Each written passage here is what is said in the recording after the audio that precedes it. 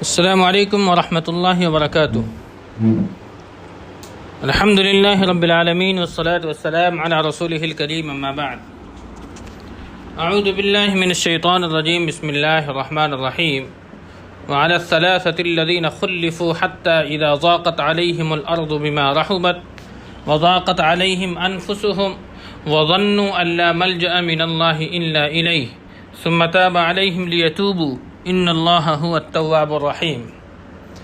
محترم ناظرین و سامعین، فتح مکہ اور غزوہ حنین کی کامیابی کے بعد اللہ کے رسول صلی اللہ علیہ وسلم نے ایک آخری جنگ کی اپنی زندگی کی، جسے تاریخ میں غزوہ تبوک کے نام سے جانا جاتا ہے۔ محترم ناظرین، غزوہ تبوک یہ اللہ کے نبی صلی اللہ علیہ وسلم کی آخری جنگ ہے، لیکن فتح مکہ کے بعد اور غزوہ حنین کے بعد اللہ کے رسول صلی اللہ علیہ وسلم جب واپس ہوئے تو ان دونوں جنگوں کے درمیان، یعنی کہ غزوہ حنین اور غزوہ تبوک کے درمیان کچھ فوجی سرایہ اللہ رب العالمین، اللہ کے رسول صلی اللہ علیہ وسلم نے بھیجا ہے، یعنی کہ فوجی دستہ مختلف قبائل کی طرف مختلف صحابہ کرام کی قیادت میں آپ نے بھیجا ہے۔ آج کے درس میں ہم انشاءاللہ رب العالمین ان سرایہ پر بہت ہی مختصراً گفتگو کرتے ہوئے آج ہم انشاءاللہ تفصیل کے ساتھ غزوہ تبوک پر بحث کریں گے، اس کو جاننے کی کوشش کریں گے۔ فتح مکہ کے بعد کے سرایہ اور عمال کی روانگی، اس طویل اور کامیاب سفر سے واپسی کے بعد اللہ کے نبی صلی اللہ علیہ وسلم نے مدینہ میں قدر طویل قیام فرمایا۔ اس دوران آپ نے جو بھی وفد آتا تھا، جو بھی جماعتیں آتی تھی، آپ اس کا استقبال فرماتے رہے، حکومت کے عمال کو بھیجتے رہے۔ عمال کہا جاتا ہے ان لوگوں کو جو زکوٰۃ کی وصولی کے لیے مقرر کیے گئے تھے۔ داعیان دین کو روانہ فرماتے رہے، اور جنہیں اللہ کے دین میں داخلے اور عرب کے اندر ابھرنے والی قوت کو تسلیم کرنے میں تکبر رکاوٹ بنی ہوئی تھی، اللہ کے رسول صلی اللہ علیہ وسلم نے انہیں سرنگوں فرماتے رہے۔ ان امور کا مختصر سا خاکہ ہم آپ کے درمیان رکھتے ہیں۔ فتح مکہ کے بعد اللہ کے نبی صلی اللہ علیہ وسلم نے سن 8 ہجری کے اخیر میں مدینہ تشریف لائے۔ 9 ہجری کا ہلال یعنی کہ چاند نکلنے کے بعد، یعنی کہ محرم آتے ہی آپ صلی اللہ علیہ وسلم نے قبائل کے پاس صدقات کی وصولی کے لیے عمال روانہ فرمائے۔ وہ قبیلہ جس سے زکوٰۃ وصول کرنی تھی، ان کے عمال کے نام کیا کیا ہیں، ہم آپ کے درمیان رکھتے ہیں۔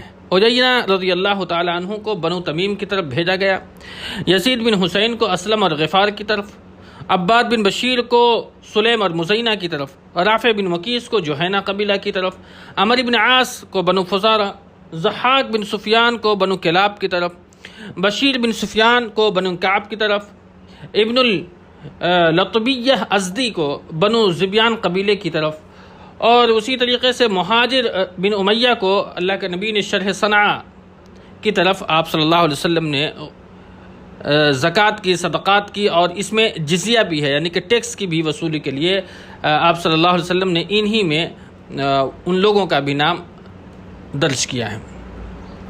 زیاد بن لبید ہیں، یہ علاقہ حضر موت کی طرف، عدی بن ابی حاتم طی اور بنو اسد قبیلے کی طرف، مالک رضی اللہ تعالیٰ عنہ بنو حنظلہ کی طرف، اسی طریقے سے زبرقان رضی اللہ تعالیٰ عنہ بنو سعد کی ایک شاخ کی طرف، اور قیس بن عاصم کو بنو سعد کی دوسری شاخ کی طرف، اسی طریقے سے علا بن الحضرمی کو بحرین کے علاقہ کی طرف، اور علی رضی اللہ تعالیٰ عنہ کو علاقہ نجران، یعنی کہ زکوٰۃ اور جزیہ دونوں وصول کرنے کے لیے بھیجا۔ واضح رہے کہ یہ سارے عمال محرم سن 9 ہجری ہی میں روانہ نہیں کیے گئے تھے، یعنی جتنے لوگوں کا نام ہم نے آپ کے درمیان ذکر کیا گیا ہے، ایسا نہیں ہے کہ ان تمام کو سن 9 ہجری میں ہی روانہ کیا گیا ہے، نہیں، بلکہ پے در پے جب ضرورت پڑی، جب جو قبیلہ اسلام کے دائرے میں داخل ہوتا گیا، اور جو لوگ داخل نہیں ہو گئے لیکن اسلام کی بالادستی کو تسلیم کیا، اسلام کو غالب سمجھا، تو جیسے جیسے یہ سلسلہ بڑھتا گیا، اللہ کے رسول ان قبائل کی طرف عمال کو روانہ کرتے رہے۔ اس اہتمام کے ساتھ ان عمال کی روانگی کی ابتدا اللہ کے رسول نے محرم سن 9 ہجری میں کی، اور اسی سے صلح حدیبیہ کے بعد اسلامی دعوت کی کامیابی کا جو وسعت ہے اس کا اندازہ لگایا جا سکتا ہے۔ باقی رہا فتح مکہ کے بعد کا دور تو اس میں تو لوگ اللہ کے دین میں فوج در فوج داخل ہوتے گئے۔ جس طرح قبائل کی طرف زکوٰۃ وصول کرنے کے لیے اللہ کے نبی نے عمال بھیجے، اسی طریقے سے جزیرۃ العرب کے علاقوں میں جب امن و امان قائم ہو گیا، لیکن اس کے باوجود بعض مقامات پر متعدد فوجی مہمات بھی بھیجنی پڑی۔ سب سے پہلے اللہ کے رسول نے سریہ عیینہ بن حصن فزاری محرم سن 9 ہجری میں حضرت عیینہ کو 50 سوار کی کمان دے کر کے بنو تمیم کے پاس بھیجا گیا۔ وجہ یہ تھی کہ بنو تمیم نے قبائل کو بھڑکا کر کے جزیہ کی یعنی کہ جو ٹیکس کی ادائیگی تھی اس کو روک دیا تھا۔ اس مہم میں کوئی مہاجر یا کوئی انصاری نہیں تھا۔ عیینہ بن حصن رات کو چلتے اور دن کو چھپ جاتے، یہاں تک کہ صحرائے بنو تمیم پر حلہ بول دیا۔ وہ لوگ پیٹھ پھیر کر کے بھاگے اور ان کے 11 آدمی، 21 عورتیں اور 30 بچے گرفتار ہوئے، جنہیں مدینہ لا کر رملہ بنت حارث رضی اللہ تعالی عنہا کے گھر میں ٹھہرایا گیا۔ ان کے سلسلے میں بنو تمیم کے 10 سردار آئے اور نبی صلی اللہ علیہ وسلم کے دروازے پر جا کر کے یوں آواز لگائی کہ اے محمد صلی اللہ علیہ وسلم، ہمارے پاس آؤ، آپ باہر تشریف لائے۔ تو یہ لوگ آپ سے چمٹ گئے اور باتیں کرنے لگے۔ آپ صلی اللہ علیہ وسلم ان کے ساتھ ٹھہرے رہے یہاں تک کہ ظہر کی نماز پڑھائی۔ اس کے بعد مسجد نبوی کے صحن میں بیٹھ گئے۔ انہوں نے فخر و مباحات میں مقابلہ کی خواہش ظاہر کی، یعنی کہ کون کتنی بہترین شاعری بول سکتا ہے یا کون کتنا بہترین تقریر پیش کر سکتا ہے، یہ اس نے پیشکش کی۔ تو ان لوگوں نے اپنے خطیب عطارد بن ابن حاجب کو پیش کیا، اس نے تقریر کی۔ نبی صلی اللہ علیہ وسلم نے تقریر کے لیے یعنی کہ اسلام کے خطیب کے طور پر حضرت ثابت بن قیس رضی اللہ تعالی کو حکم دیا اور انہوں نے جوابی تقریر کی۔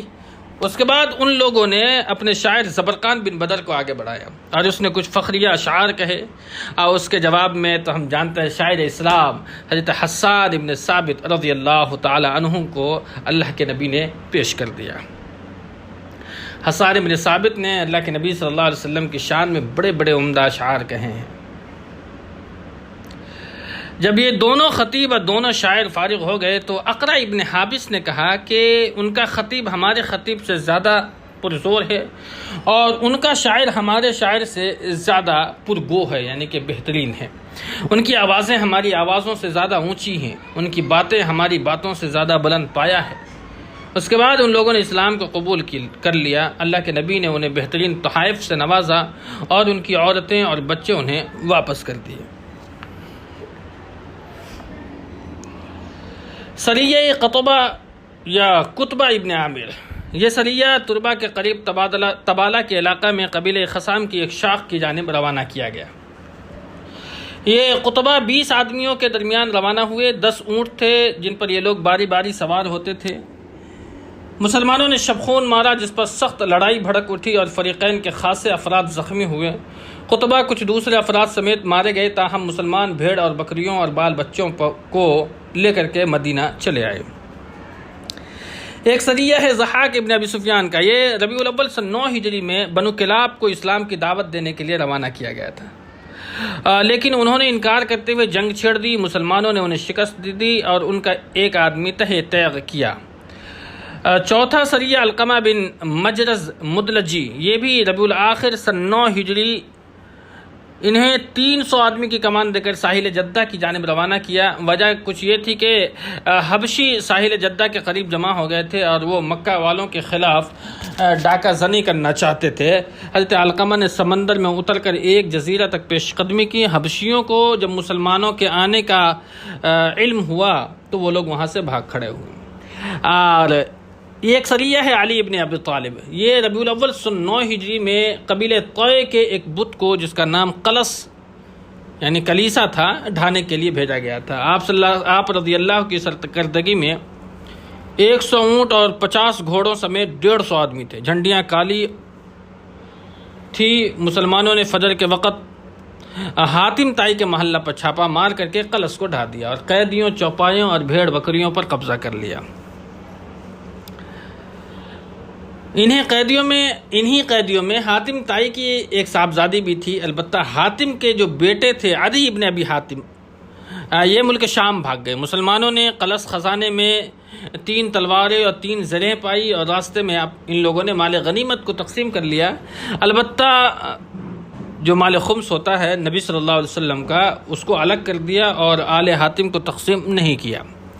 مدینہ پہنچے تو حاتم کے صاحبزادی نے رسول سے رحم کی درخواست کرتے ہوئے عرض کیا، یا رسول اللہ، یہاں جو آ سکتا تھا لاپتہ ہے، والد گزر چکے ہیں، میں بڑھیا ہو چکی ہوں، خدمت کرنے کی طاقت نہیں رکھتی، آپ مجھ پر احسان کیجئے، اللہ آپ پر احسان کرے گا۔ آپ نے دریافت فرمایا کہ تمہارے لیے کون آ سکتا تھا؟ بولی عدی بن ابی حاتم۔ تو فرمایا وہی جو اللہ اور رسول سے بھاگا ہے۔ پھر آپ آگے بڑھ گئے، اس کے بعد کوئی جواب نہیں دیا۔ دوسرے دن پھر اس نے وہی بات کی، پھر آپ صلی اللہ علیہ وسلم نے وہی بات دہرائی جو آپ نے کل کہی تھی۔ پھر تیسرے دن پھر اس نے وہی بات دہرائی، پھر آپ صلی اللہ علیہ وسلم نے احسان فرماتے ہوئے اسے آزاد کر دیا۔ اس وقت آپ کے بازو میں ایک صحابی تھے، غالباً وہ صحابی حضرت علی تھے رضی اللہ تعالیٰ عنہ۔ انہوں نے کہا کہ آپ صلی اللہ علیہ وسلم سے سواری کا بھی سوال کر لو، تو اس نے سواری کا بھی سوال کیا، آپ نے سواری بھی فراہم کرنے کا حکم دیا۔ حاتم کے صاحبزادی لوٹ کر کے اپنے بھائی عدی کے پاس ملک شام گئیں۔ جب ان سے ملاقات ہوئی تو انہیں رسول کے بارے میں بتایا کہ آپ نے ایسا کارنامہ انجام دیا ہے کہ وہ کارنامہ تمہارا باپ بھی نہیں کر سکتا۔ ان کے پاس رغبت یا خوف کے ساتھ جاؤ۔ چنانچہ عدی کسی امان یا تحریر کے بغیر آپ کی خدمت میں حاضر ہو گئے۔ آپ نے انہیں اپنے گھر لے گئے اور جب وہ سامنے بیٹھے تو آپ نے اللہ کی حمد و ثنا بیان فرمائی۔ پھر آپ نے فرمایا تم کس چیز سے بھاگ رہے ہو؟ کیا لا الہ الا اللہ کہنے سے بھاگ رہے ہو؟ اگر ایسا ہے تو بتاؤ کیا تمہیں اللہ کے سوا کسی اور معبود کا علم ہے؟ انہوں نے کہا نہیں۔ پھر آپ نے کچھ دیر گفتگو کی، اس کے بعد فرمایا اچھا تم اس سے بھاگتے ہو کہ اللہ اکبر کہا جائے، تو کیا تم اللہ سے بڑی کوئی چیز جانتے ہو؟ انہوں نے کہا نہیں۔ آپ نے فرمایا سنو، یہود پر اللہ کے غضب کی مار ہے، نصارہ گمراہ ہے۔ انہوں نے کہا تو میں مسلمان ہوں۔ یہ سن کر کے رسول کا چہرہ فرط مسرت سے دمک اٹھا۔ اس کے بعد آپ صلی اللہ علیہ وسلم کے حکم سے انہیں ایک انصاری کے یہاں ٹھہرایا گیا اور وہ صبح و شام آپ کی خدمت میں حاضر ہوتے رہے۔ ابن اسحاق نے ایک روایت بیان کی ہے کہ جب نبی انہیں اپنے سامنے اپنے گھر میں بیٹھایا تو فرمایا کہ او عدی ابن ابی حاتم، کیا تم مذہباً رکوسی نہ تھے؟ یہ رکوسی کا کیا مطلب ہے؟ یہ رکوسی مذہب جو ہے وہ عیسائی اور صابی کے درمیان ایک تیسرا مذہب ہے۔ ایک مذہب ہے صابی اور ایک مذہب ہے عیسائی۔ اللہ رب العالمین نے قرآن حکیم میں اس کا ذکر فرمایا ہے۔ عیسائی تو ہم جانتے ہیں، اور صابی کا ذکر بھی اللہ نے فرمایا ہے کہ ان الذین آمنوا والذین ہادوا والنصارى والصابئین۔ یہ پہلے پارے کی آیت ہے، وہاں اللہ نے ایک صابی مذہب کا بھی ذکر فرمایا ہے۔ بہرحال ان دونوں مذہبوں کے درمیان ایک تیسرا مذہب ہے جسے رکوسی کہا جاتا ہے۔ اللہ کے نبی نے یہی سوال کیا۔ عدی کہتے ہیں کہ میں نے کہا کیوں نہیں؟ آپ نے فرمایا کیا تم اپنی قوم میں مال غنیمت کا چوتھائی لینے پر عمل پیرا نہیں تھے؟ میں نے کہا کیوں نہیں؟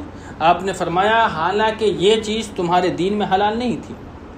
میں نے کہا ہاں قسم خدا، اسی سے میں نے جان لیا کہ واقعی آپ اللہ کے بھیجے ہوئے رسول ہیں، کیونکہ آپ وہ بات جانتے ہیں جو جانی نہیں جاتی۔ بہرحال صحیح بخاری میں ایک روایت ہے عدی ابن ابی حاتم سے کہ میں خدمت نبوی میں بیٹھا ہوا تھا کہ ایک آدمی نے آ کر کے فاقہ کی شکایت کی، دوسرے آدمی نے آ کر کے راہزنی کی شکایت کی۔ آپ نے فرمایا عدی تم نے ہیرا دیکھا ہے؟ ہیرا یہ ایک راجدھانی ہے، اگر تمہاری زندگی دراز ہوئی تو تم دیکھ لو گے کہ ہودج نشیں عورت ہیرا سے چل کر کے آئے گی، خانہ کعبہ کا طواف کرے گی اور اسے اللہ کے سوا کسی کا خوف نہیں ہوگا، اور تمہاری زندگی اللہ دراز کرے تو تم کسرا کے خزانے فتح کرو، اور اگر تمہاری زندگی اور لمبی ہوئی تو تم دیکھو گے کہ آدمی چلو بھر سونا یا چاندی نکالے گا اور ایسے آدمی کو تلاش کرے گا جو اسے قبول کر لے، لیکن اس صدقہ کو، اس خیرات کو قبول کرنے والا کوئی نہیں ہوگا۔ اسی روایت کے اخیر میں حضرت عدی کا بیان ہے کہ میں نے دیکھا کہ ہودج نشیں عورت ہیرا سے چل کر کے خانہ کعبہ کا طواف کرتی ہے اور اسے اللہ کے سوا کسی کا خوف نہیں، اور میں خود ان لوگوں میں تھا جنہوں نے کسریٰ بن ہرمز کے خزانے فتح کی۔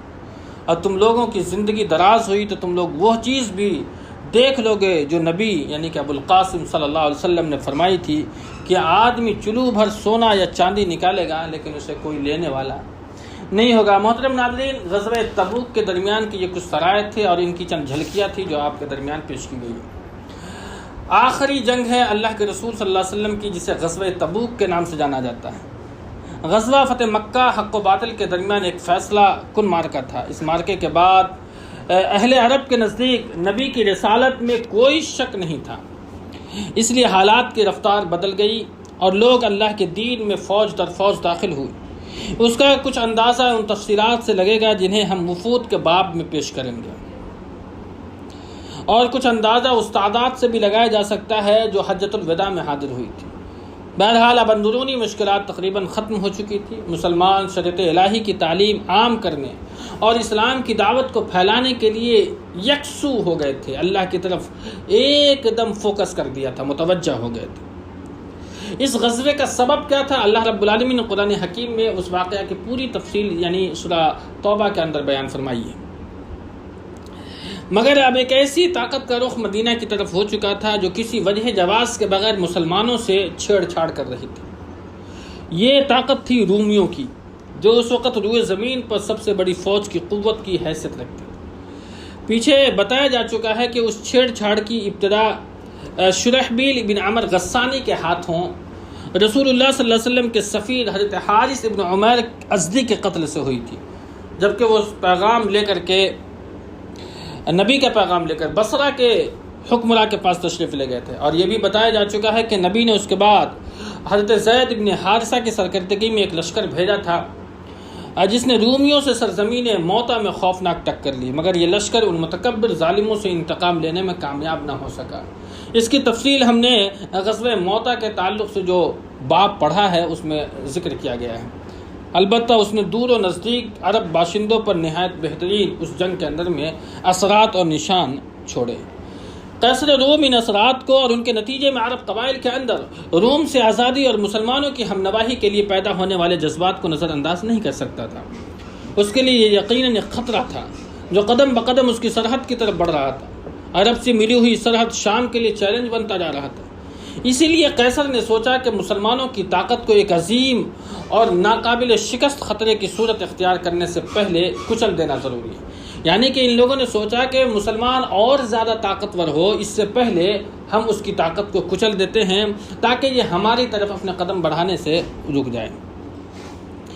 انہی مصلحتوں کے پیش نظر ابھی جنگ موتا پر 1 سال بھی نہیں گزرا تھا کہ قیصر نے روم کے رہنے والوں اور اپنے جو بھی ماتحت عربوں یعنی کہ آل غسان وغیرہ پر مشتمل فوج کی فراہمی شروع کر دی اور ایک خونریز اور فیصلہ کن جنگ کرنے کی تیاری میں لگ گیا۔ روم و غسان کی تیاریوں کی خبریں ادھر مدینہ میں لگاتار خبریں پہنچ رہی تھی کہ رومی مسلمانوں کے خلاف ایک فیصلہ کن مارکے کی تیاری کر رہے ہیں۔ اسی کی وجہ سے مسلمانوں کو ہمہ وقت یہ کھٹکا لگا رہتا تھا اور ان کے کان کسی بھی غیر مانوس آواز کو سن کر فوراً کھڑے ہو جاتے تھے۔ وہ سمجھتے تھے کہ رومیوں کا ریلا آ گیا۔ اس کا اندازہ اس واقعہ سے ہوتا ہے کہ 9 ہجری میں نبی صلی اللہ علیہ وسلم نے اپنی ازواج مطہرات سے ناراض ہو کر 1 مہینہ کے لیے ایلا کر لیا تھا اور انہیں چھوڑ کر ایک بالا خانے میں علیحدہ ہو گئے تھے۔ محترم ناظرین، ایلا کہتے ہیں کہ عورت کے پاس نہ جانے کی قسم کھا لینا۔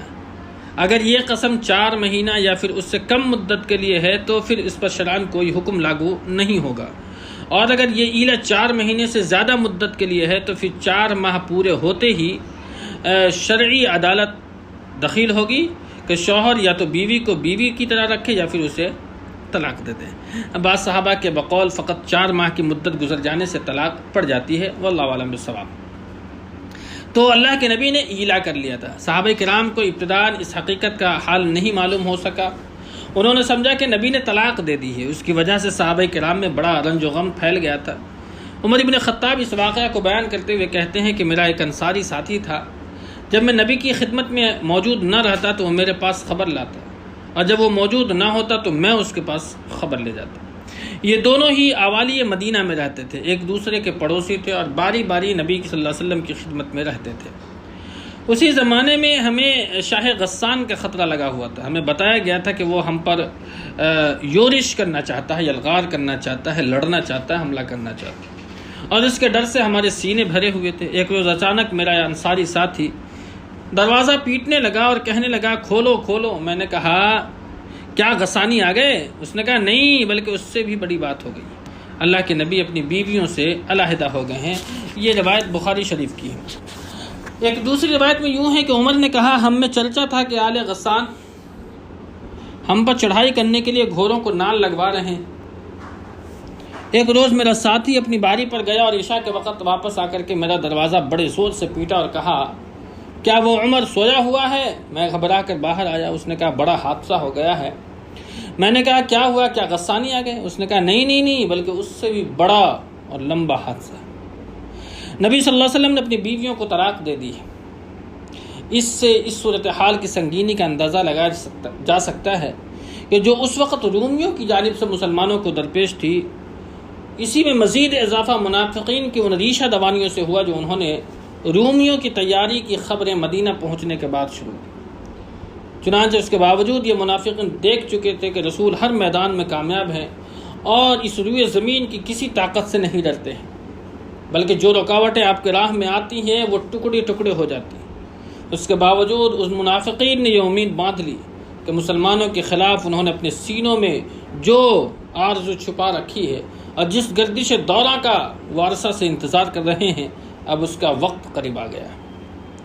اپنے اسی تصور کی بنا پر انہوں نے ایک مسجد کی شکل میں جو مسجد زرار کے نام سے مشہور ہوئی دسیسہ کاری اور سازش کا ایک بھٹ تیار کیا، جس کی بنیاد اہل ایمان کے درمیان پھوٹ ڈالنا اور اللہ اور اس کے رسول کے ساتھ کفر اور ان سے لڑنے والوں کے لیے گھات کی جگہ فراہم کرنے کی ناپاک مقصد پر رکھی گئی تھی۔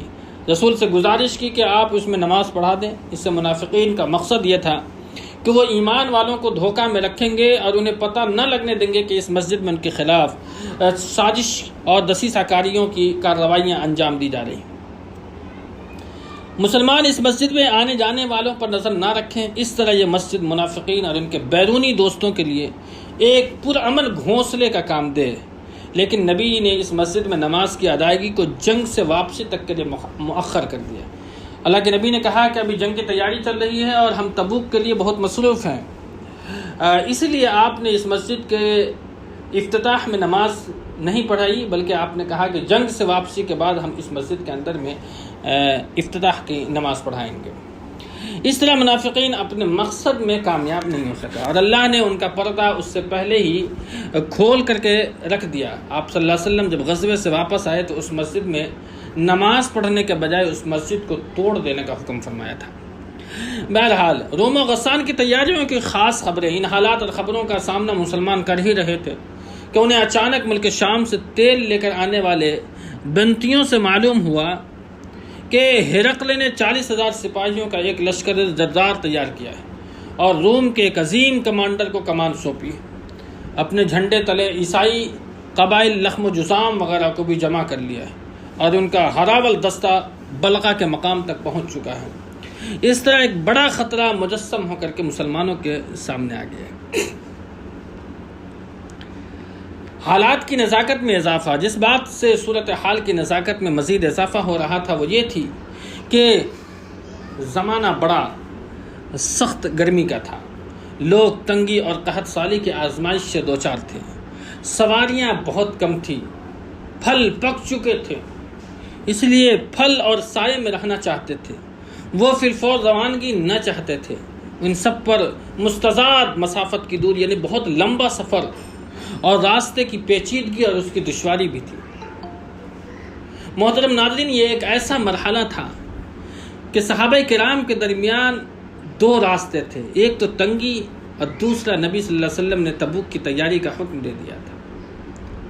مسلمان سوچ رہے تھے کہ درخت پر پھل پک چکا ہے، اب ہمارے پاس اس تنگی کو، اس قحط سالی کو دور کرنے کا ایک موقع ہے تاکہ یہ پھل اگر ہمارے درمیان آ جائے، درخت سے نیچے ہم اتار لیں تو ہماری فاقہ کشی دور ہو جائے گی، ہماری تنگ دستی دور ہو جائے گی۔ لیکن اس میں ایک پیچ یہ آیا کہ نبی نے غزوہ تبوک کی تیاری کا حکم دے دیا۔ اب صحابہ کرام یعنی کہ ایمان کا وہ امتحان ہے جو یہاں تبوک کے لیے جب اللہ کے رسول نے حکم دیا تھا۔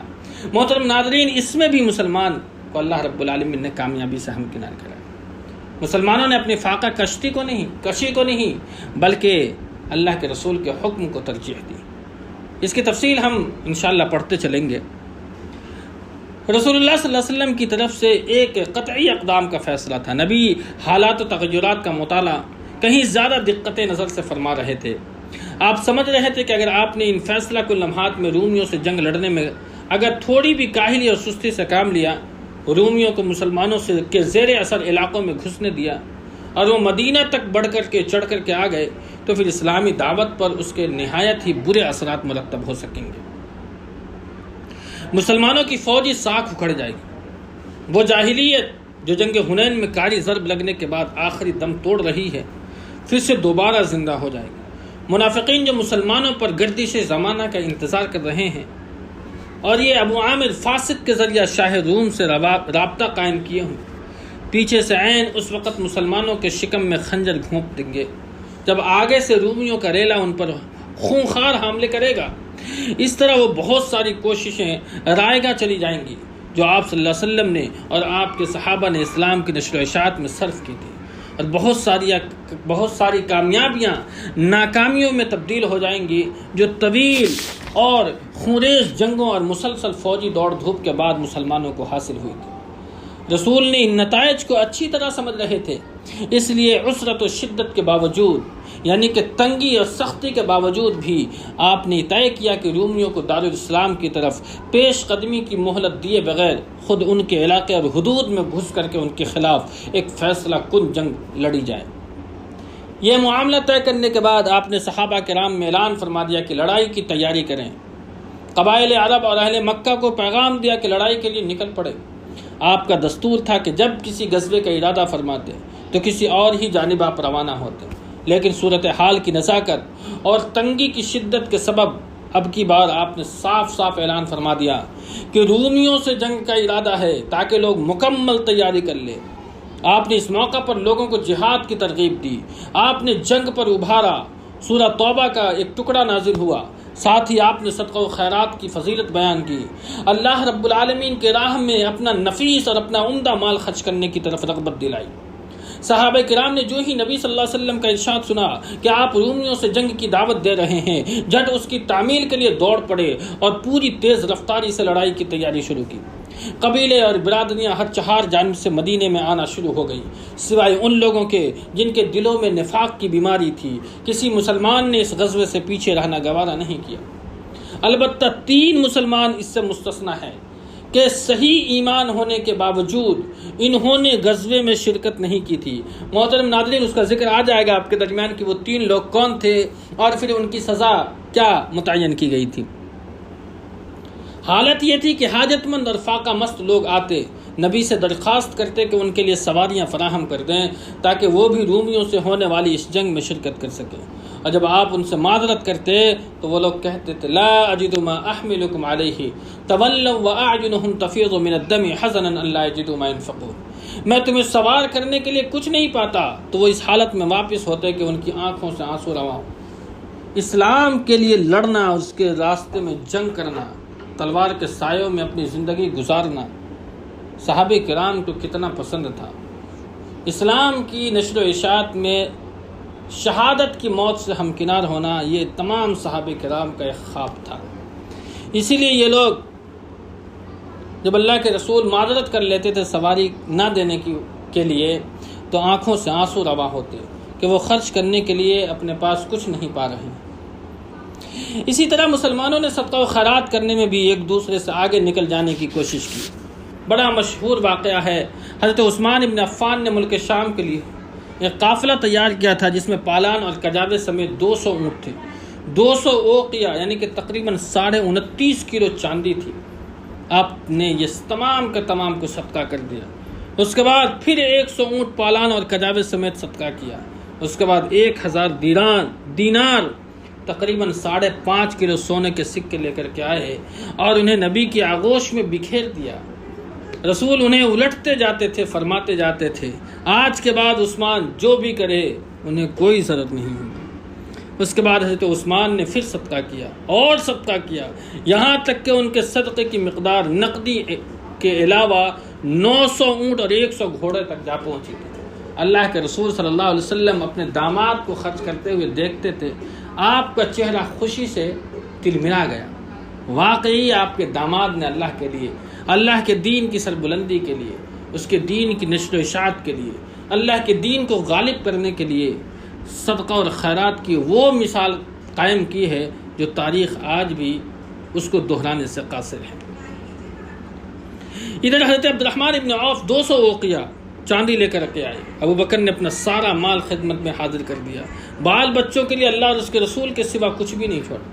ان کے صدقے کی مقدار 4000 درہم تھی، اور سب سے پہلے یہی اپنا صدقہ لے کر کے تشریف لائے تھے۔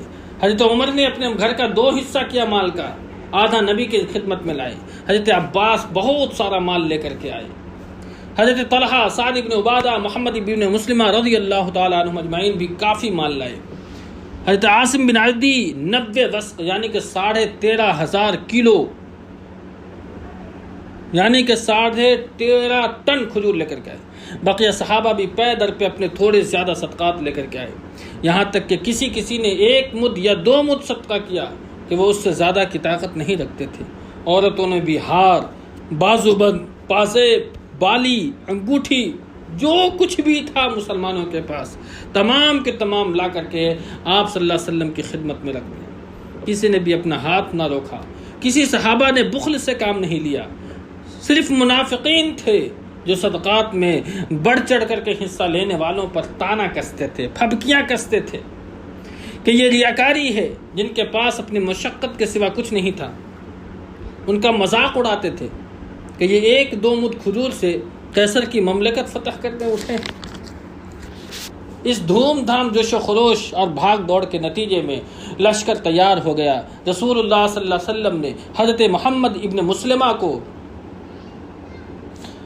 رضی اللہ تعالیٰ عنہ، کہا جاتا ہے کہ سبا بن عرفتہ کو مدینہ کا گورنر بنایا۔ حضرت علی کو اپنے اہل و عیال کی دیکھ بھال کے لیے مدینہ میں رہنے کا حکم دیا، لیکن منافقین نے ان پر تانازہ نہیں کی، اس لیے وہ مدینہ سے نکل پڑے اور رسول سے ملے، لیکن آپ نے انہیں پھر مدینہ واپس کر دیا اور فرمایا کیا تم اس بات سے راضی نہیں کہ مجھ سے تمہیں وہی نسبت ہو جو موسیٰ سے حضرت ہارون کو تھی، البتہ میرے بعد کوئی نبی نہیں ہوگا۔ بہرحال رسول اللہ صلی اللہ علیہ وسلم نے اس انتظام کے بعد شمال کی جانب کوچ فرمایا۔ نسائی کی روایت کے مطابق یہ جمعرات کا دن تھا، منزل تبوک تھی، لشکر بڑا تھا، 30,000 مردان جنگی تھے۔ اس سے پہلے مسلمانوں کا اتنا بڑا لشکر کبھی جمع نہیں ہوا تھا، اس لیے مسلمان ہر چند مال خرچ کرنے کے باوجود لشکر کو پوری طرح تیار نہ کر سکے۔ سواری یا توشے کی سخت کمی تھی، 18 آدمیوں پر ایک اونٹ تھا جس پر یہ لوگ باری باری سوار ہوتے تھے۔ اسی طرح کھانے کے لیے بسا اوقات درختوں کی پتیاں استعمال کرنی پڑتی تھی۔ ہونٹوں میں ورم آ گیا تھا، یعنی کہ ہونٹ پھول گئے تھے۔ مجبوراً اونٹوں کو قلت کے باوجود ذبح کرنا پڑا تاکہ اس کے معدے اور آنتوں کے اندر جمع شدہ پانی اور تری پی جا سکے، اس لیے اس کا نام جیش عسرت یعنی کہ تنگی کا بھی لشکر پڑ گیا۔ تبوک کی راہ میں لشکر کا گزر حجر یعنی کہ دیار سمود سے ہوا۔ سمود وہ قوم تھی جس نے وادی القریٰ کے اندر چٹانیں تراش کر مکانات بنائے تھے۔ صحابہ نے وہاں کے کنویں سے پانی لیا تھا، لیکن جب چلنے لگے تو نبی صلی اللہ علیہ وسلم نے فرمایا تھا، ناظرین یہ بڑا سبق آموز بات ہے، آج کی زندگی میں ہمیں اس پر نصیحت عمل کرنے کی ضرورت ہے۔ اللہ کے نبی نے فرمایا کہ تم یہاں کا پانی نہ پینا اور یہاں کے پانی سے وضو نہ کرنا، اور جو آٹا تم نے گوندھ رکھا ہے اسے جانوروں کو کھلا دو، خود نہ کھاؤ۔ آپ نے یہ حکم کیوں دیا؟ آپ نے یہ بھی حکم دیا کہ لوگ اس کنویں سے پانی لا لیں جس سے حضرت صالح کی اونٹنی پانی پیا کرتی۔ کیوں دیا اللہ کے نبی نے یہ حکم؟ اللہ کے رسول نے حکم یہ اس لیے دیا کہ جس قوم پر اللہ کا عذاب نازل ہو گیا ہو، اس قوم یا اس جگہ پر ہم گھومنے کے لیے یا وہاں کی چیزوں سے فائدہ اٹھانا نہیں چاہیے۔ ابن عمر رضی اللہ تعالیٰ عنہ سے صحیحین میں ایک روایت ہے کہ جب نبی صلی اللہ علیہ وسلم دیار سمود سے گزرے تو فرمایا ان ظالموں کی جائے سکونت میں داخل نہیں ہونا، کہیں ایسا نہ ہو کہ تم پر بھی وہی مصیبت آن پڑے جو ان لوگوں پر آئی تھی۔ ہاں مگر روتے ہوئے۔ پھر آپ نے سر ڈھکا اور تیزی سے چل کر کے وادی کو پار کر گئے۔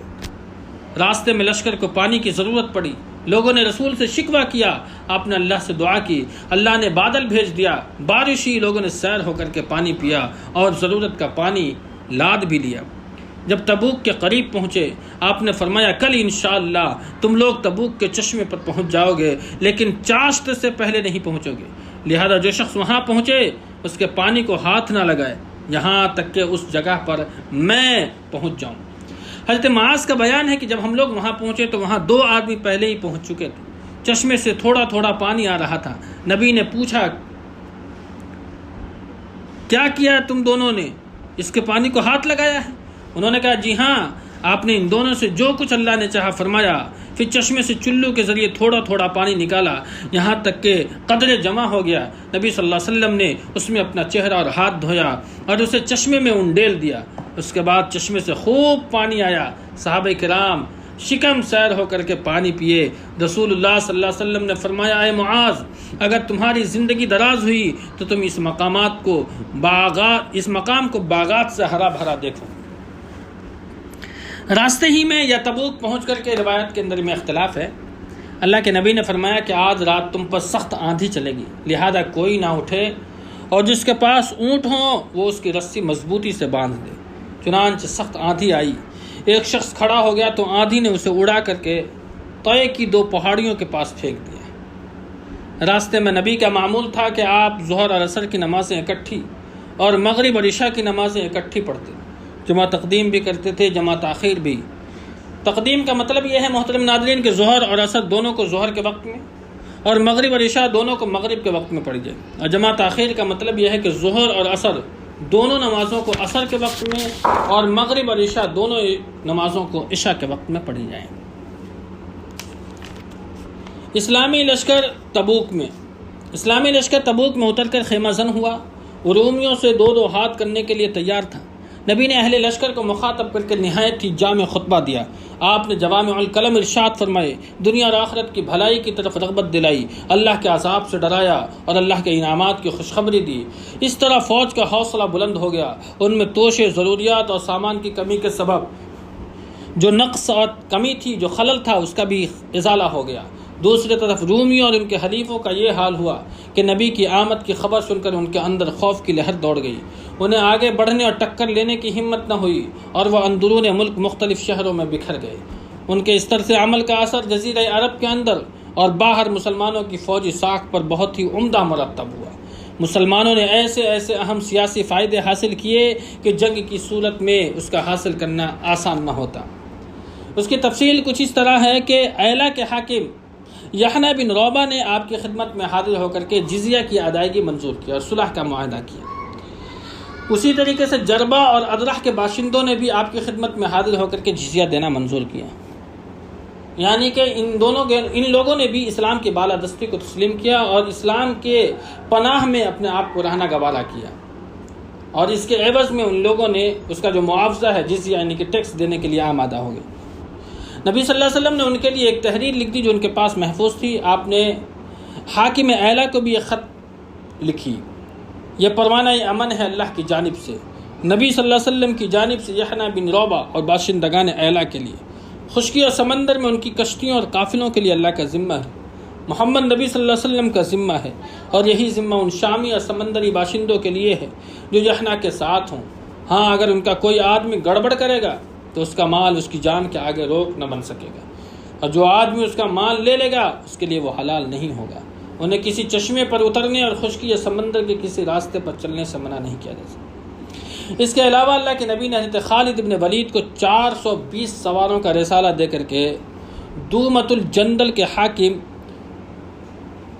اکیدر کے پاس بھیجا اور فرمایا کہ تم اسے نیل گائے کا شکار کرتے ہوئے پاؤ گے۔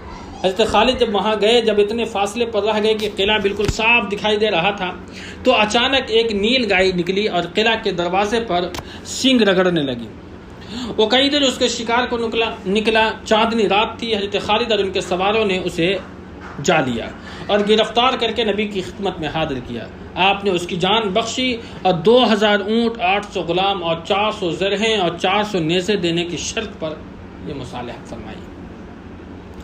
اس نے جزیہ بھی دینے کا اقرار کیا۔ ان سارے سامان دینے کے بعد بھی ان لوگوں نے جزیہ یعنی کہ ٹیکس دینے پر آمادہ ہوئے۔ چنانچہ آپ صلی اللہ علیہ وسلم نے اس سے یحنہ سمیت دوما، تبوک، ایلا اور تیمہ کے شرائط کے مطابق معاملہ طے کر لیا۔ ان حالات کو دیکھ کر وہ قبائل جو اب تک رومیوں کے اعلیٰ کار بنے ہوئے تھے سمجھ گئے کہ اب اپنے ان پرانے سرپرستوں پر اعتماد کرنے کا وقت بالکل ختم ہو چکا ہے، اس لیے وہ بھی مسلمانوں کے حمایتی بن گئے۔ اس طرح اسلامی حکومت کی سرحدیں وسیع ہو کر کے براہ راست رومی سرحد سے جا ملی اور رومیوں کے اعلیٰ کاروں کا بڑی حد تک خاتمہ ہو گیا۔ محترم ناظرین، تبوک تقریباً مدینہ سے 350 میل کے فاصلے پر واقع ہے۔ اسلامی لشکر تبوک سے مظفر و منصور واپس آیا، کوئی ٹکر نہیں ہوئی۔ اللہ جنگ کے معاملے میں مومنین کے لیے کافی ہے۔ البتہ راستے میں ایک جگہ ایک گھاٹی کے پاس 12 منافقین نے نبی صلی اللہ علیہ وسلم کو قتل کرنے کی کوشش کی۔ اس وقت آپ صلی اللہ علیہ وسلم اس گھاٹی سے گزر رہے تھے اور آپ کے ساتھ حضرت عمار رضی اللہ تعالیٰ عنہ تھے جو اونٹنی کی نکیل تھامے ہوئے تھے، اور حضرت حذیفہ ابن یمان تھے جو اونٹنی ہانک رہے تھے۔ باقی صحابہ کرام دور وادی کے نشیب سے گزر رہے تھے، اس لیے منافقین نے اس موقع کو اپنے ناپاک مقصد کے لیے بالکل بہتر سمجھا اور آپ کی طرف قدم بڑھایا۔ ادھر آپ اور آپ کے دونوں ساتھی حسب معمول راستہ طے کر رہے تھے کہ پیچھے سے ان منافقین کی قدموں کی چاپیں سنائی دی۔ یہ سب چہروں پر ڈھاٹا باندھے ہوئے تھے اور اب آپ صلی اللہ علیہ وسلم پر تقریباً چڑھ ہی آئے تھے کہ آپ نے حضرت حذیفہ کو ان کی جانب بھیجا۔ انہوں نے ان کی سواریوں کے چہروں پر اپنی ایک ڈھال سے ضرب لگانی شروع کی، جس سے اللہ نے انہیں مرعوب کر دیا اور وہ لوگ تیزی سے بھاگ کر کے لوگوں میں جا ملے۔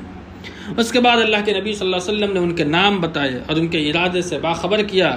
اسی لیے حضرت حذیفہ کو نبی صلی اللہ علیہ وسلم کا رازدان کہا جاتا ہے، یعنی کہ رازدار رسول ہیں یہ۔ اسی واقعہ کے متعلق اللہ رب العالمین کا یہ ارشاد ہے کہ وَهَمُّوا بِمَا لَمْ يَنَالُوا، انہوں نے اس کام کا ارادہ کیا جسے وہ لوگ نہ پا سکے۔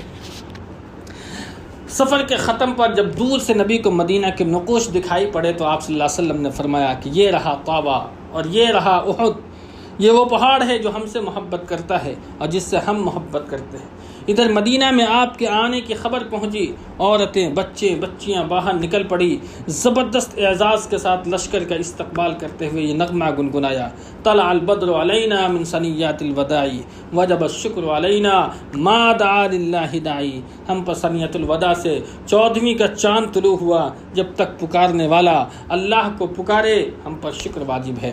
رسول اللہ صلی اللہ علیہ وسلم تبوک کے لیے رجب میں روانہ ہوئے تھے اور جب واپس آئے تو رمضان کا مہینہ تھا۔ اس سفر میں پورے 50 روز صرف ہوئے، 20 دن تبوک میں اور 30 دن آنے جانے میں۔ یہ آپ کی حیات مبارکہ کا آخری غزوہ تھا جس میں آپ صلی اللہ علیہ وسلم نے بذات خود شرکت فرمائی۔ یہ غزوہ اپنے مخصوص حالات کے لحاظ سے اللہ کی طرف سے ایک آزمائش تھا جس سے اہل ایمان اور دوسرے لوگوں میں تمیز ہو گئے، تاکہ منافقین کو ایمان والوں کی صف سے اللہ رب العالمین الگ کر دینا چاہتا تھا۔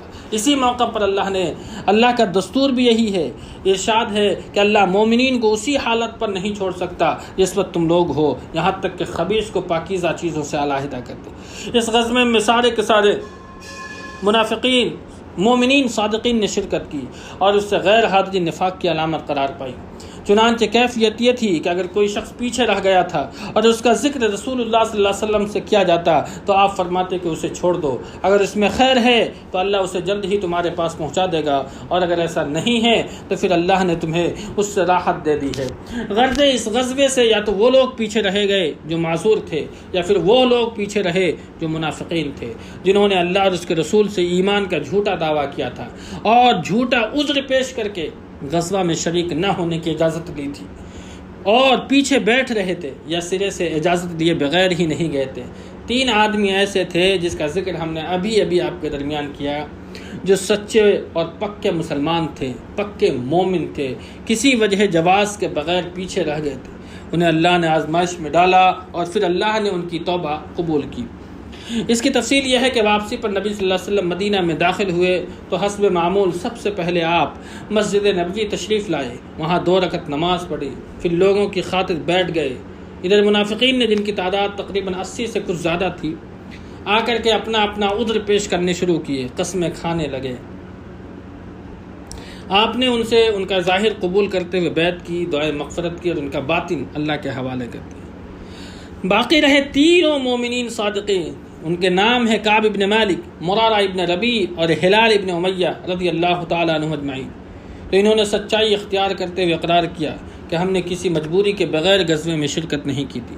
اس پر رسول اللہ صلی اللہ علیہ وسلم نے صحابہ کرام کو حکم دیا کہ ان تینوں سے بات چیت نہ کریں۔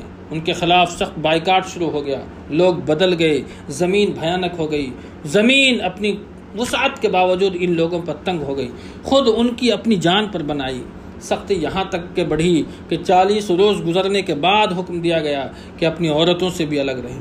جب بائیکاٹ پر 50 روز پورے ہو گئے تو اللہ نے ان کی توبہ قبول کیے جانے کا مژدہ اور بشارت نازل کیا۔ وعلى الثلاثة الذين خلفوا حتى اذا ضاقت عليهم الارض بما رحبت، کہ اللہ نے ان 3 آدمیوں کی بھی توبہ قبول کی جن کا معاملہ کچھ دن کے لیے مؤخر کر دیا گیا تھا، یہاں تک کہ جب زمین اپنی کشادگی کے باوجود ان پر تنگ ہو گئی، ان کی جان بھی ان پر تنگ ہو گئی، اور انہوں نے یقین کر لیا کہ اللہ سے بھاگ کر کوئی جائے پناہ نہیں ہے مگر اسی کی طرف، پھر اللہ ان پر رجوع ہوا تاکہ وہ توبہ کرے۔ یقیناً اللہ توبہ قبول کرنے والا ہے۔ اس فیصلے کے نزول پر مسلمان عموماً اور یہ تینوں صحابہ خصوصاً بے حد و حساب خوشی ہوئی۔ لوگوں نے دوڑ دوڑ کر کے خوشخبری دی، خوشی سے چہرے کھل اٹھے، انعامات اور صدقے دیے۔ در حقیقت یہ ان کی زندگی کا سب سے باسعادت دن تھا۔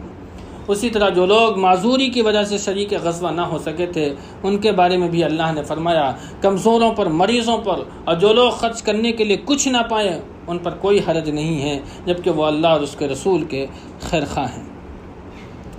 محترم ناظرین، اس غزوے کا اثر کیا ہوا؟ یہ غزوہ جزیرۃ العرب پر مسلمانوں کا اثر پھیلانے اور اسے تقویت پہنچانے میں بڑا مؤثر ثابت ہوا۔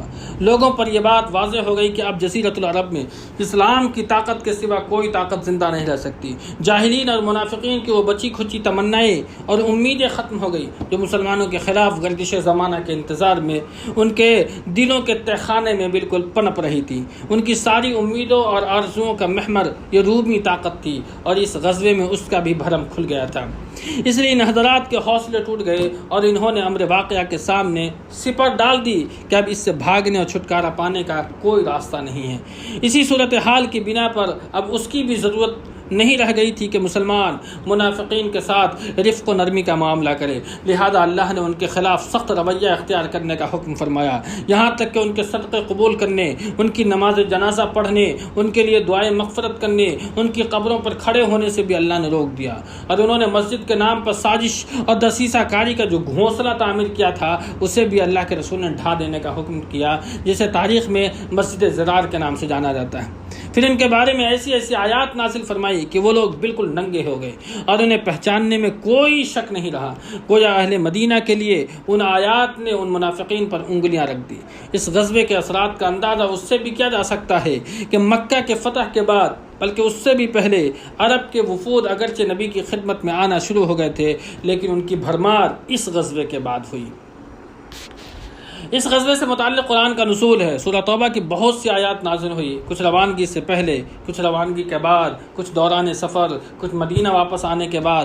ان آیات میں غزوے کے حالات ذکر کیے گئے ہیں، منافقین کے پردہ کھول دیا گیا ہے، مخلص مجاہدین کی فضیلت کو بیان کیا گیا ہے، مومنین صادقین جو کہ غزوے میں گئے تھے اور جو نہیں گئے تھے ان کی توبہ کی قبولیت کا ذکر کیا گیا ہے، وغیرہ وغیرہ۔ محترم ناظرین، یہ سن 9 ہجری میں جو ہے، سن 9 ہجری نبی صلی اللہ علیہ وسلم کی ہجرت کا 9واں سال، تاریخی اہمیت کے اعتبار سے اس 9 ہجری کے اندر مختلف واقعات پیش آئے ہیں۔